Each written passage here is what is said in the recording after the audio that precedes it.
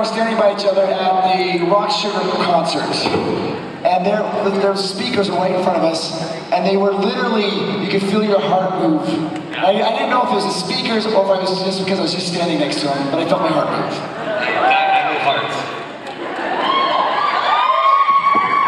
Can we get the lights a little bit brighter?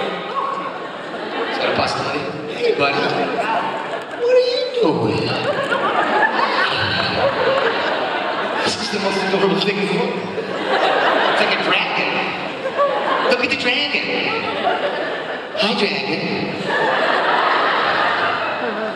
It's I can't even really see that. It's scaring me now. Without my glasses, it's just kind of a blurry, moving, yeah. Okay, so I'm Nicholas and Emma. And we're going to answer questions to the best of our ability. And probably do a bunch of lying. Hi. Yeah, go. Hey, I'm Shamara, and I just wanted to thank you guys for portraying some of the best characters of all time in the best TV show of all time. My question is about how your relationship ended on the show, and if what hadn't happened, if you guys would have still ended up together, or if it was always going to end up breaking it off. I mean, if you watch, there's not one main character on Joss's shows that ever end happy in love, so. If I'm not mistaken, Anya died, too. So that, either way, there's a tragic ending here. Yeah. Yeah, I just loved her too much, that's why I had to leave her. And her family freaked me out. I'm not gonna lie to you. Your extended family really freaked me out a little bit. Thanks. By the way, can we congratulate the lovely Emma Caulfield on her new baby? Because that's just... She's the best, I'm obsessed, oh my god. Yeah. Better to be obsessed with your child than not obsessed with your child. Oh my god, yeah. She's 2 months tomorrow, I don't even know how that happened. Wow. And then you're like, you look so good. What's the exact birthday? Alright. And what's the birthday? July 10th. That's great. It's such a great time to be born. She's a cancer baby. I don't like Are that there so any much. cancers here? So you're in a good mood right now, right? Now, who is cancer compatible with? I don't know. Virgos? What month is that? Keep your child away from sex. She's adorable. You didn't come here to have me talk about Nightly. No, wait. Hi. Hi. My question is, what was it like filming the Buffy the Musical episode? The morning crowd favorite. The morning choreography, recording the parts, all that. I mean, I can speak from, I know that people did not want to do it. I was stoked when I was told that we were doing a musical because if I stopped, it didn't matter. As far as I know, you were kind of happy with it too. I mean, we had fun doing our number. Yeah, I had a lot of fun filming that. We all had a lot of fun filming that. I think we were all a little nervous, and it was something out of our comfort zone at that time. I don't know what season that was. It was later, right? I mean, ours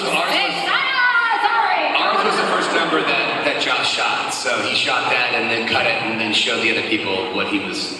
And then everybody was like, oh, this could be good. So why you would ever question Josh's artistic integrity is beyond me, but whatever. Is there any way we can get the reverb the a little reverb bit? to Less reverb-ish? Less verb? Thank you. I know, I'm so demanding. Hi, my name's Kristen, and my question is also about the Buffy musical. I love the line where Emma Caulfield talks about Nicholas Brendon, your eyes being beady, and I was wondering if that line came from you or from Joss Whedon. Oh, none of that was me. No, and you don't have beady eyes. No, there was never, there was no us making up lines in that show. It was whatever Joss wrote, we said.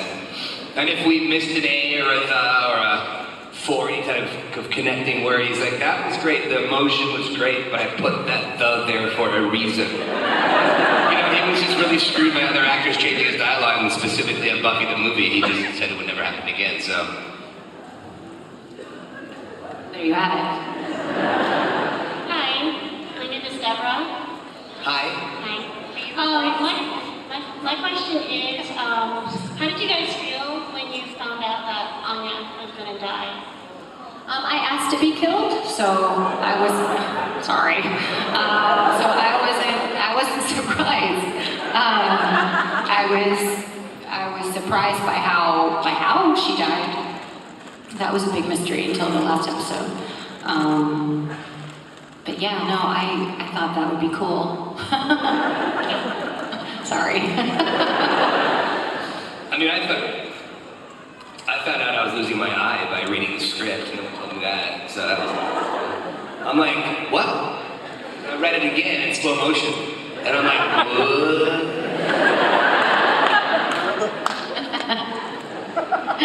That's really good. Can you do that again?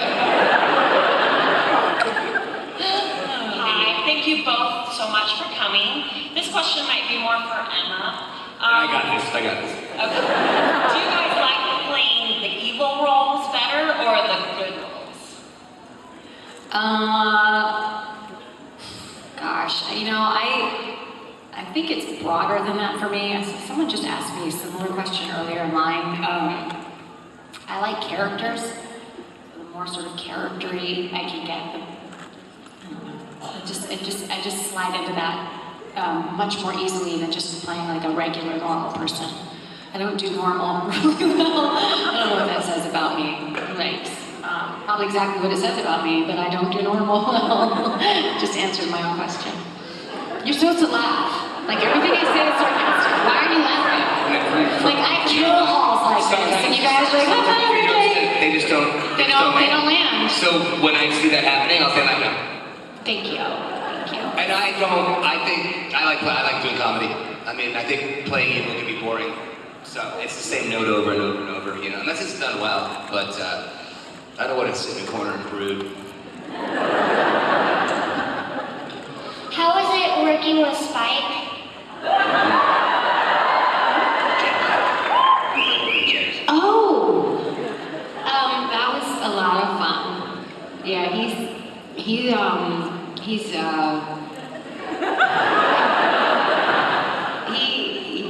intense. He's intense. He is intense. He's one of those actors that there are different styles of acting. James's style is he internalizes everything. So then, which is really tough to do on a successful TV show when you're doing it for 8 years, you know. So he kind of brings that pain on himself and does that. So, but he's a lovely, lovely man. And, he is the loveliest. One of my favorite characters on that show. I love the fact that they gave him. I mean, sans the rape thing, but he can do comedy. We tried to be rape Buffy. No, we didn't. Tried to. Emma didn't watch the show. So. What? Pretty bad. When? One of the episodes. What episode? Did you guys know the title? Several times he tried to rape her. Is that? Anyway, it happened. It happened. I mean, I tried to, I think, in the pack. Because the thing was, it's like, in the pack, when they were already together? Huh? When they were already together? Just around that time of breaking up and shit like that. I just don't have, I couldn't tell you this. Scandal. But then I tried to in the pack because when my pack broke off, Joss hated the actor that was playing the principal at the time, so he knew he was going to kill him. So he had those guys, they had my part of the pack go and eat him. But Joss also knew that you can't have a series regular kill somebody and eat somebody, so I went off to go rape Buffy.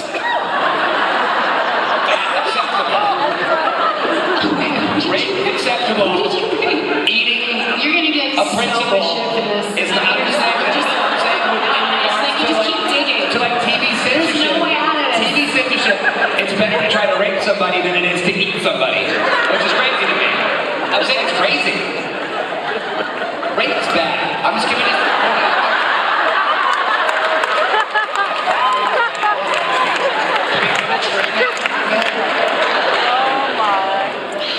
It always goes this way with this in some way, shape, or form.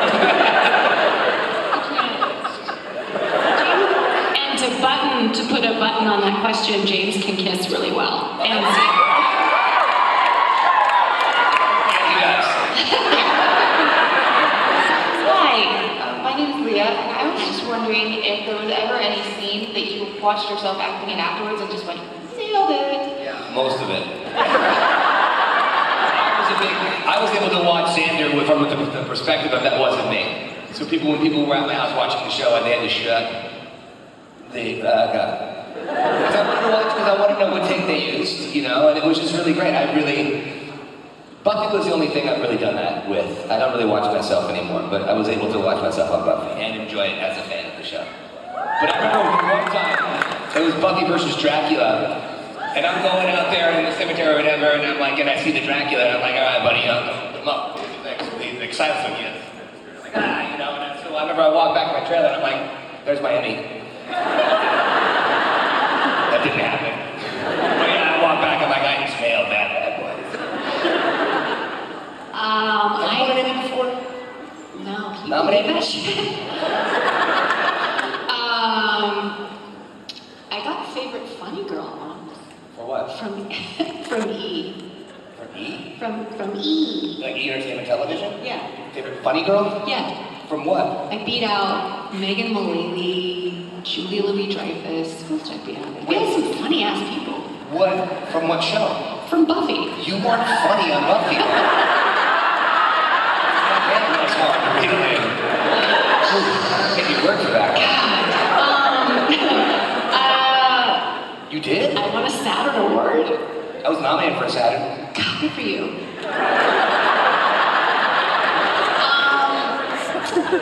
I tell you, I hate almost everything I do. So I know, I feel bad for me. She just had a baby, so she's doing A-okay. I'm doing okay. Yeah, no, I'm not saying that to like warrant any, like, oh my god, it's not for that.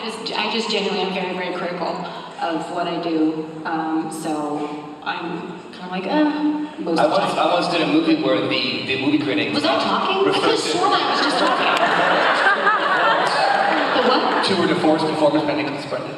What movie? Coherence. Tour de Force. You were the tour and divorce. And the divorce, yeah. You bought Changed my name legally to Tour de Force. Right. Yeah. Where was I? I'm sorry. As far as, I like most of everything I do on Once Upon a Time.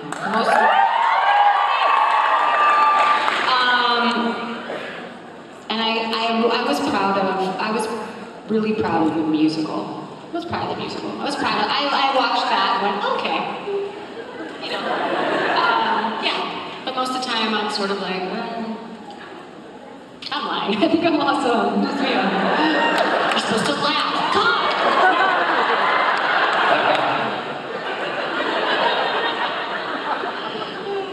God! Hi, I'm Ashley. I was just wondering, what was your favorite scene to film in season 4 of Buffy? 4? I don't know what was happening in season 4. I don't know. High school. Probably, I think, didn't I know? I'm trying to figure that, hold on. When did I have the scene where I took a road trip and I ended up working in a male strip club? That's it. That's what I see. My car broke down in, like, I think, Modesto, and I ended up working in a male strip club. Yeah. I don't remember that. Yeah. But then I became a... Oh, yeah. I hate that. I hate the fact that I just don't look good in that hat. Yellow on my color wheel. That was season 4, The Carpenter? That's when I started. That's when, yeah. What was I doing then? Was I in a magic show? When did we get together? What? I heard something about It was so mean. What? Wait, what? What? How did we meet? What happened? I asked you to prom. Right? Did I ask you to prom? Oh, shit. Did I say yes? We did go to prom. Yeah, we did. Was that good? Spike was.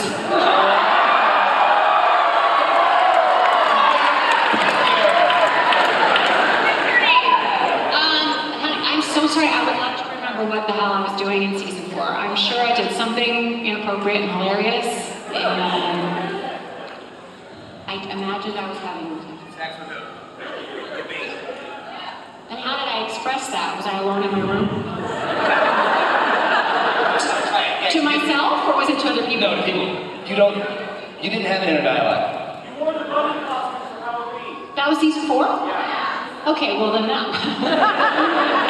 That was pretty awesome. Yeah, that was my scene. Favorite scene, yeah. Hi, you're cute. What are you? Pikachu. You're yellow. I'm Pikachu. This question is for both of you.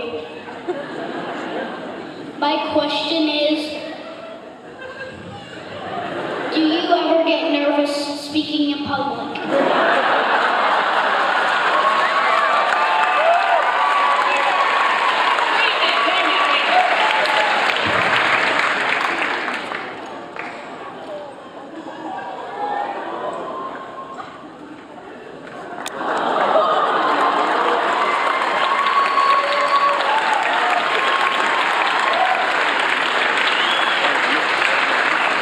You just got Pikachu, my friend. I am more nervous speaking. I'm more nervous when I speak to people in one-on-one than I am in a big. Yeah, I don't like to be real too often. I think you're serious. Yeah, I am. I don't get nervous in situations like this because I know I'm pretty confident that if you're here to see us, you like us. Unless you're one of those really mean trolls, like online, who just find ways to be mean about nothing. It sucks. Dicks. Sorry, children. So I don't get nervous in situations like this, but if I had to go to a big hall like this and speak about something that wasn't about me or us or something, I would definitely, I'm really kind of like getting, just thinking about it. Yeah, plus I can't see very well, so I would have to have this big and like cue cards this big, and I would look really stupid. So you did well, Pikachu. Pikachu, do you did get better nervous than in I front of big ever crowds? was.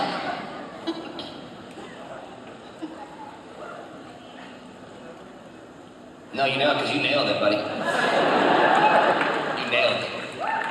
Hey.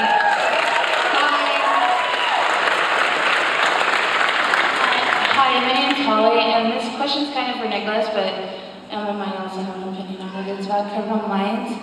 And I was just wondering, you had a relationship with Penelope Garcia, and a bunch of fans, including me, like Garcia with Shamar Moore's character. And I was just wondering what you guys thought of that. Well, I mean, Shamar's not on the show anymore, so there's that.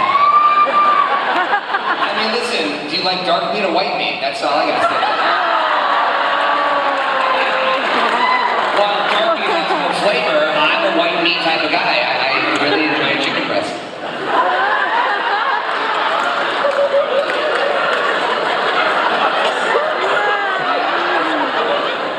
Did I say something wrong?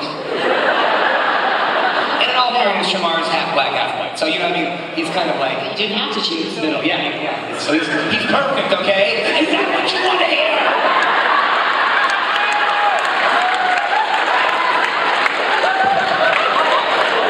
I don't have an opinion on that.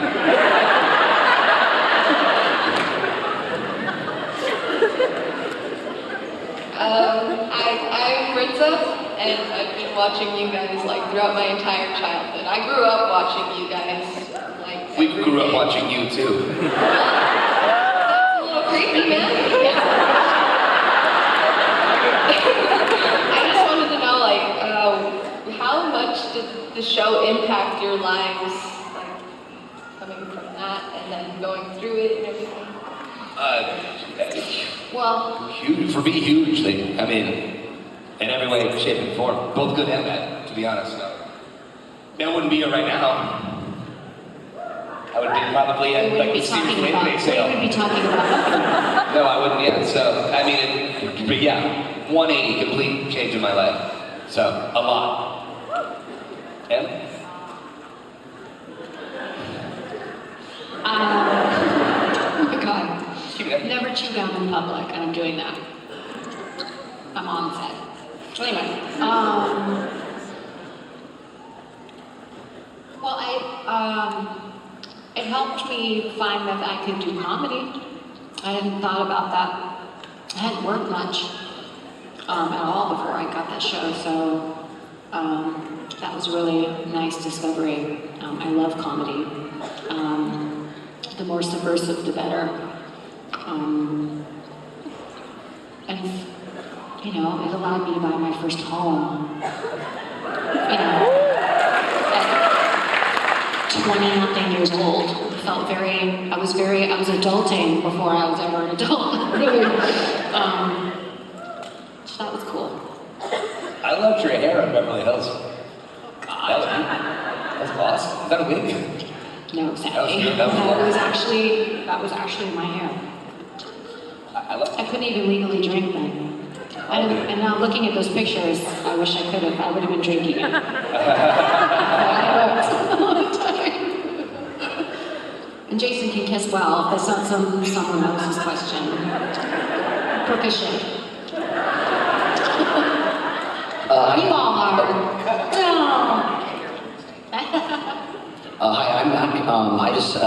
You guys were obviously perfectly cast in the roles of Xander and Anya, but I was wondering if there were ever any moments where you couldn't get into their headspace or understand where they were coming from? No. Well, they wrote her so well that, you know, you just, no. Kidding. No, there was always something identifiable, but I think that was true for the show in general. I mean, any good character-driven show, ideally the characters, they're relatable in some fashion. Everybody can relate to all of them, and can identify with something that they're going through. So even if I was maybe not identifying with something she was going through, I could recognize something in somebody else, some other character's journey that was happening at the time, and go, oh God, yeah, I totally get that. It would just help inform the performance all the way around. And plus you have good people working with you, it just helps. Lucky. Again, I go back to being a carpenter. I didn't get that at all. It wasn't just a hat. It's like they put me in stiff jeans too, and then they put that belt. I mean, and it was pulling the jeans. I just didn't get it. And then I'm trying to ask myself, what's the big play here? Season 4, he's a carpenter. Yes, probably we do have like the Jesus stuff, obviously, but I'm like, you were rebuilding, but you were like rebuilding. It was a metaphor. I don't think so. I think what it was that every time Buffy's house got attacked by monsters, I could repair it.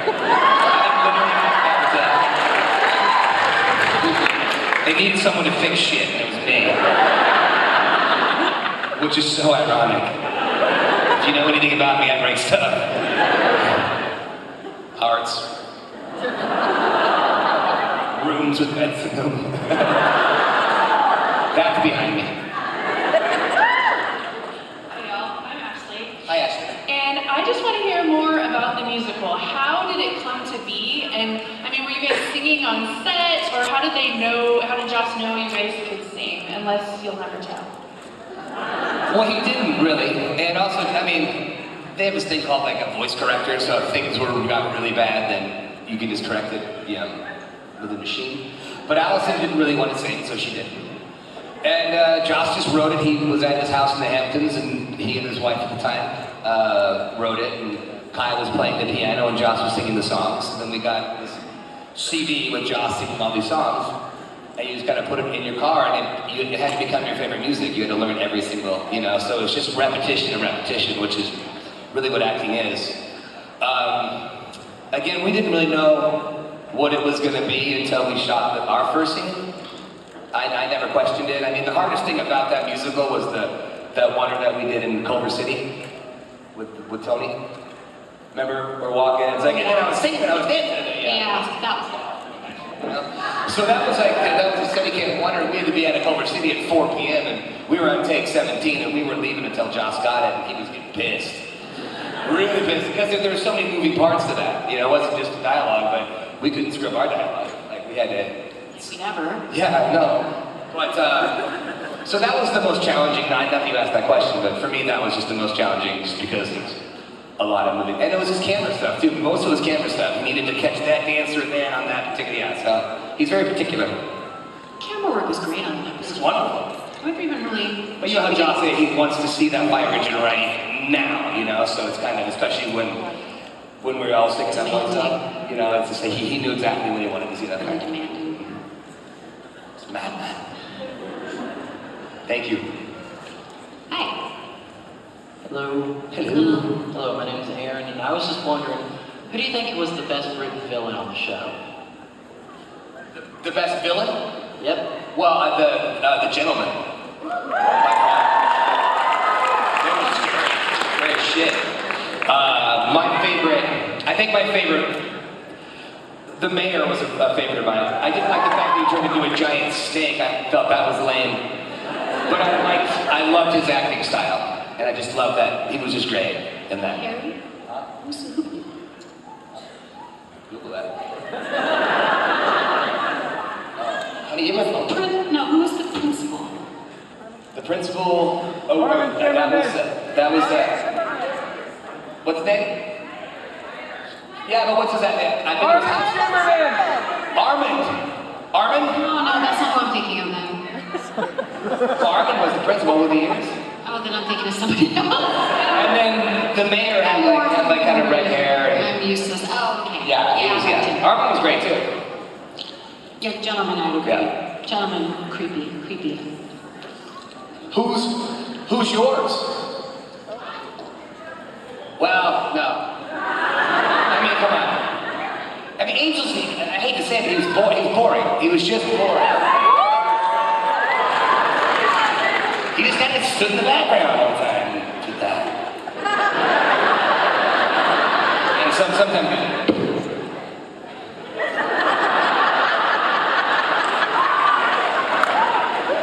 I love Nick Morales. This is Angel. Yeah. And Spike wasn't bad. He was just too funny to be bad, you know? Hello. What is your question? My name is Mike, and I'm an autistic werewolf. My question first, Nicholas, you're very hot. My question to you is, what was it like working with Seth Green? What's that? Amazing. Yeah, he was interesting because he was always kind of like tuned into like whatever music was happening at the time, and also just quiet but loud at the same time. It's weird. Someone who could be like comes off of as very timid, a lot like Oz, to be honest with you. But then it was great. Hysterically funny, and one of the smartest people I've ever met. Like just like a Jon Stewart, like rapid wit. Really, I just love him. He's a good one. Hi, my name is Ellie. I have a question for Emma. First, I'd like to say you did an amazing job with playing the blind witch on Once Upon a Time. You still doing that? And my question is, what is it like working with the cast of Once Upon a Time? I love them all. I can't say enough good things about that entire cast of people. The crew, everything about it is just lovely. And it's a shame that they're also ugly too. Like if only they were more attractive, then it would just be like, they'd really have everything. Just lovely. Like everything you'd ever want them to be. They're just like good. Really, really good. Yeah. Oh, I should say Lana. Lana's like the mother hen. I'll say that. She's very like, you know, exactly what that means. Like, she's the mother. Does that make sense? Like, cluck cluck. Like, whatever. Oh my God, whatever. Clap.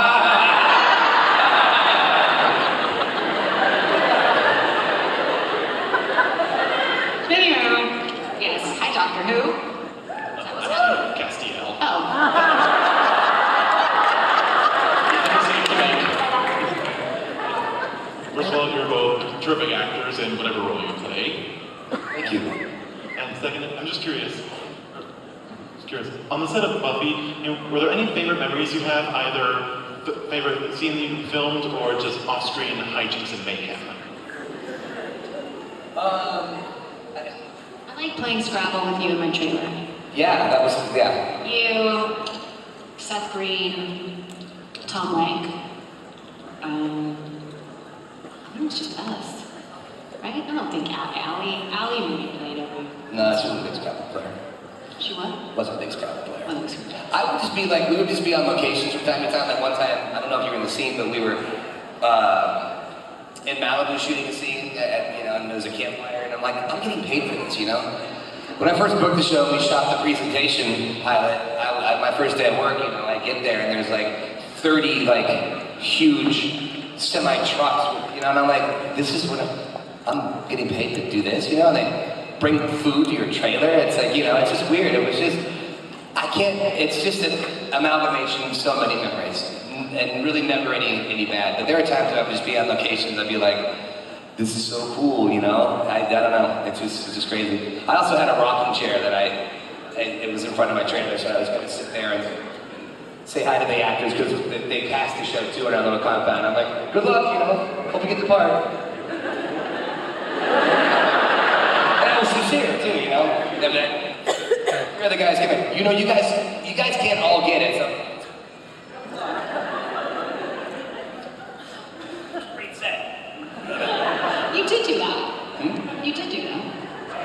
No, he did do that. He's not making it. I love rocking, so I had a little portable rocking chair.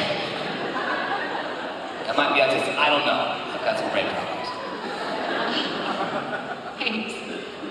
Hello, Hi. the Sci-Fi Podcast. I would like to know, what is it about shows like Buffy or genres like science fiction and horror that seem to bring people together?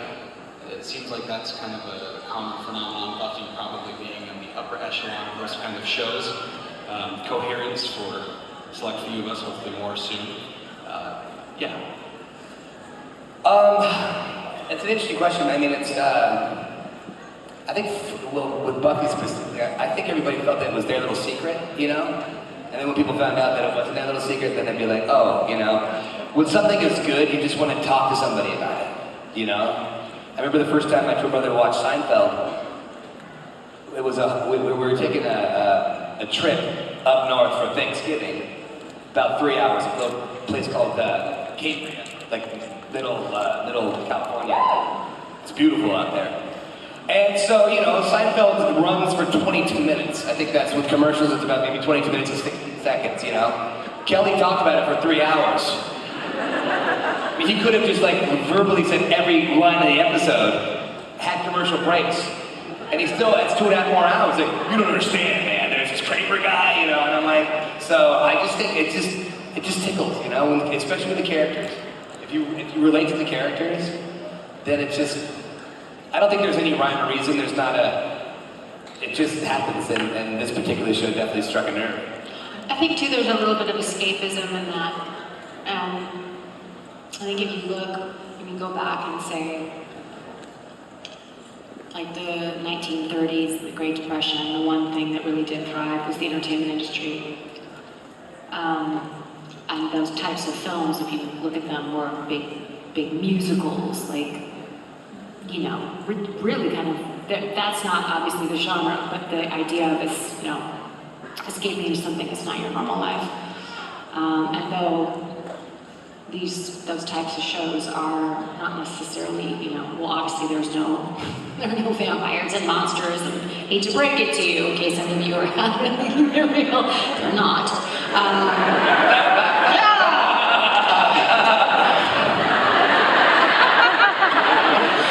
Fantasy, all that.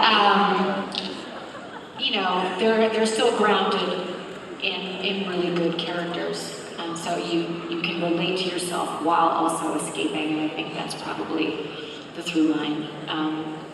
Also, just my recommendation, if you all haven't seen Stranger Things, I don't know what you're doing. Speaking of next level quality, obsessed. I'm obsessed. I just met Millie Bobby Brown. I took a picture of her like a creeper. I'm like, oh my god, yeah. She's 11. Well, we just bought a place together, me and her. Is that creepy? Yes. So, I mean, just tack it on to the rape comments from earlier. That's creepy. Oh my god, hi. Two things that won't go away, Hollywood and bars. I mean, really, for escapism. Right. Yeah. I had a buddy, I just did a movie in Poland last week, and the director and the writer, and he's from the UK, and his father owned like 3 bars. Like one was a gay bar, and then one was a bar that was like, I guess London, the way it's built is you've got your really rich in the middle, and then as you kind of get out, you know, like you get kind of the people that are living off the dole. And it was the bar that they owned that in that really poor region that made the most money. Because they were just trying to kind of just drink away the problem, so it's interesting.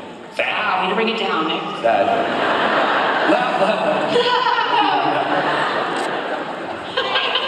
Hi, my name is Michaela. I have a question for Emma. What was your favorite scene in Once Upon a Time?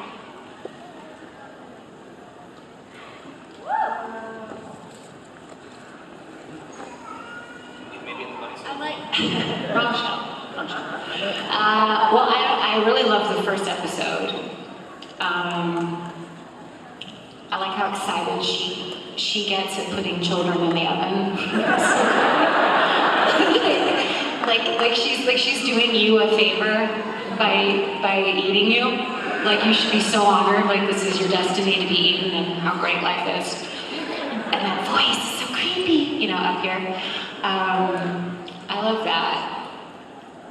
And then there's one little bit from the underworld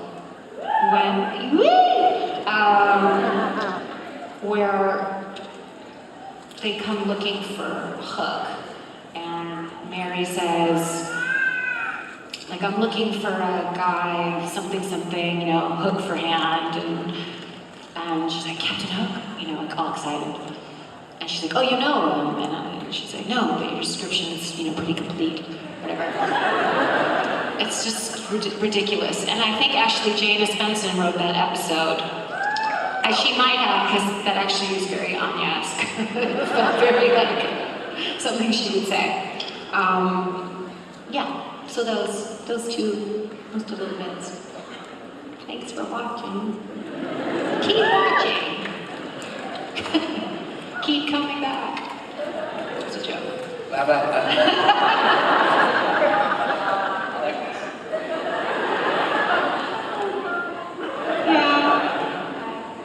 My question is for Nicholas. I'm wondering how you felt on the set of Buffy, always being the guy that got beat up and had to be saved by strong, independent women. Were we watching the same show? Hey man, I'm all for it. I love playing weak, and I don't care who saves me as long as I'm saved. You know what I mean?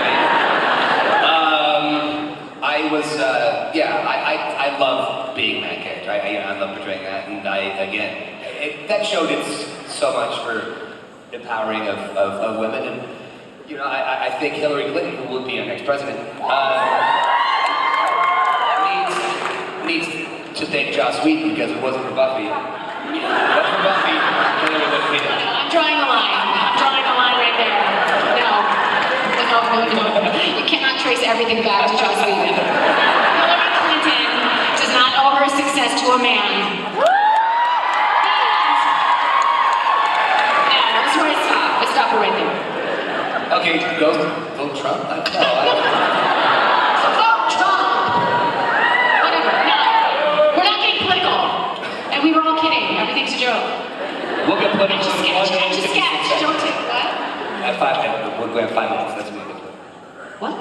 When we see that thing there? That's how much time we have left. The clock. When it reaches that 5. big clock? That thing there?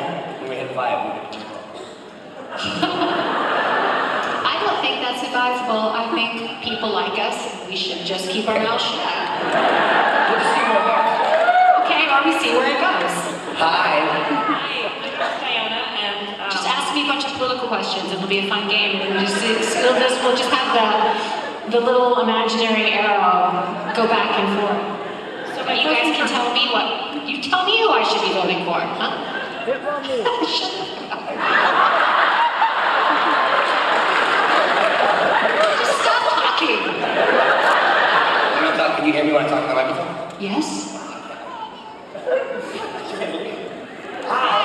How have we never worked together again? How have we never worked together again? We're working right now, bro. No, but seriously. Well, I got arrested a lot, that was a problem. Like, That's a big thing, so there's that. yeah. Is it Diane? Diana. Hi, Hi. Come on, Rebecca.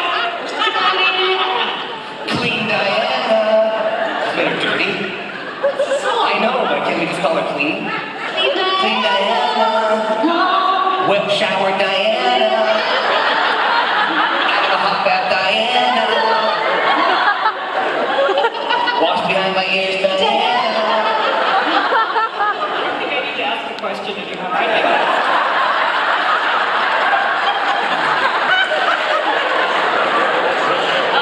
But the question I originally was going to ask, Nicholas, was with the first Comic-Con you mentioned that you were really up on the comics and now you're helping write them on the Buffy comics, and I wanted to ask kind of what you enjoy about that experience, or who you work with the most. Well, I mean, I enjoy having an idea, and then having that idea then kind of come to fruition. That's kind of neat, you know? And it's nice because I don't think when Buffy ended, I didn't properly say bye to Xander, because I was shooting a pilot for Fox too, and she comes out with like different color hair. So I was able to kind of say bye to Xander a little bit more. I'm not good at saying goodbye, so I was able to kind of not put his clothes back on, but just kind of get inside his head a little bit, you know? There was an episode where we needed like a bridge episode or just like a one-off episode. So I said, would it be kind of cool? What if Giles became like older again, and actually realized he didn't want to be. He wanted to be a kid again. We're doing season 11 Buffy. They're doing like, I'm not involved in that one, but Joss is like, to Chris, that's my writing party, he's like, yeah, that thing with Giles, that was a great idea. He's like, yeah, that was Nikki's idea, you know, so. But it was kind of neat to kind of have an idea, then call somebody, and then have that really kind of happen, so. You're welcome. Hi, my name is Toby. Goodbye, Diana.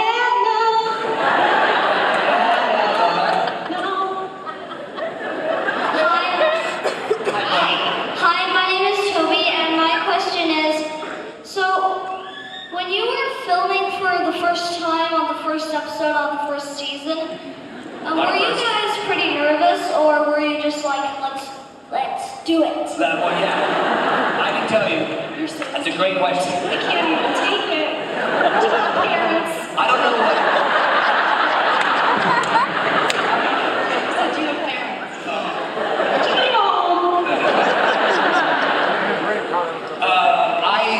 Yes, I was nervous, very nervous. I hadn't done anything in my life before, acting-wise. I didn't know, like there's something called a mark, or camera left, camera. I didn't know any of the terminology. So they say, look, camera left, and I'm like, huh? So Sarah actually had to kind of teach me what everything. Now I'm a consummate professional, but back then, bad. We have 2 minutes and 33 seconds. So I'm gonna, let's. But were you nervous on your first day? On my first day. I think once you book it, no, it's the auditioning. No, I wasn't nervous. I have been nervous on my first day on sets, but not that one. I was super happy to be there. I liked the show already, so I was stoked. That was a great question, Matos. Very good question. Proud of you, buddy. You're awesome. Welcome. I just wanted to say, first of all, never underestimate your value to the show, both of you. If you have moments of insecurity, like you guys brought so much, and collectively, you were my favorite characters on the show.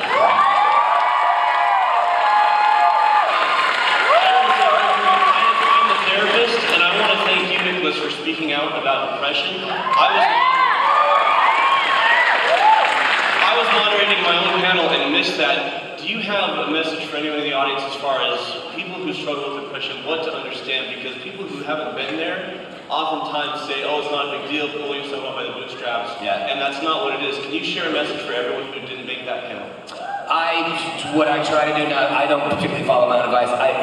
When it's happening, you really have to move. There's a saying that depression can't hit a moving target, which is bullshit. But at least you're trying, you know? Really just taking a walk is the best thing that you can really do. And even though you can't outrun your depression or your emotions, you're doing something. You can't stay, you gotta get out. Once that thing starts going, just get the fuck out.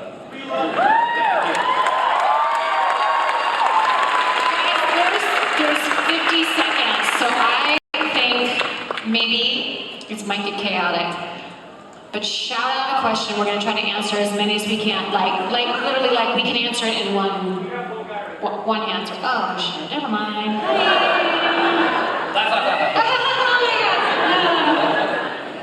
Yeah, right. Rapid fire. Like favorite color, blue. It's not. I don't know why I said that.